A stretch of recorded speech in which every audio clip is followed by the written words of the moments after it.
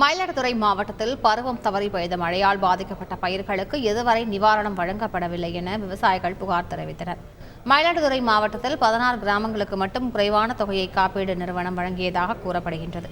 இந்நிலையில் மாவட்ட ஆட்சியர் அலுவலக கூட்டரங்கில் வளர்ச்சித் திட்ட பணிகள் குறித்த ஆய்வுக் கூட்டத்தில் கலந்து கொண்ட அமைச்சர் மையநாதனிடம் காப்பீட்டு நிறுவனம் விவசாயிகளை வஞ்சிப்பதாகவும் அதிகாரிகள் துணை போவதாகவும் விவசாயிகள் தெரிவித்தனர். ஜனவரி மாசம் 6, 7, 8 மழை பெஞ்சு அழிஞ்சுது. அதை அரசு அதிகாரிகள் கணக்கெடுத்தாங்க. 30,000 ஏக்கர் அழிஞ்சத 970 ஹெக்டர்னு சொல்லி கணக்கெடுத்து கொடுத்தாங்க. மாண்புமிகு முதலமைச்சர் அந்த உடனடியாக 10 கோடி ரூபாய் அவங்க இஷ்யூ பண்றேன்னு சொல்லி அடுத்த மாசமே அவங்க டிக்ளேர் பண்ணாங்க. இன்னைக்கு 8 மாசம் வரைக்கும் விவசாய வஞ்சிக்கிச்சுட்டாங்க. விவசாயிக்கு செவி கொடுக்கறது கிடையாது. அதுக்கு இன்சூரன்ஸ் எங்களுக்கு எந்த ஒரு இது தேவையில்லை, எந்த ஒரு பிரிமியம் நாங்க கட்டல.